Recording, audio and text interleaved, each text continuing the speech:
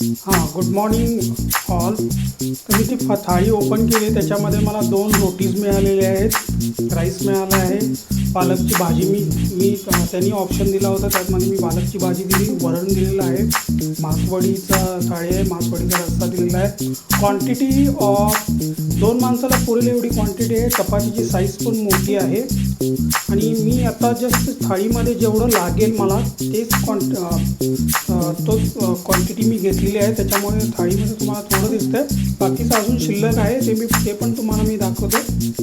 तर ते पण मला संध्याकाळी यूज होईल. तर क्वांटिटी चांगली आहे. आता टेस्ट करून मी तुम्हाला परत त्याचे रिझल्ट देतो. बघून तरी छान वाटतं. थँक्यू. गुड आफ्टरनून सगळे.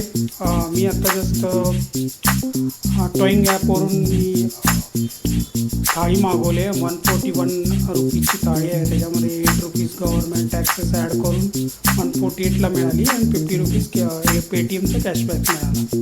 तर त्याच्यासोबत मला त्यांनी मला दिले की मासवडी थाळी दिले.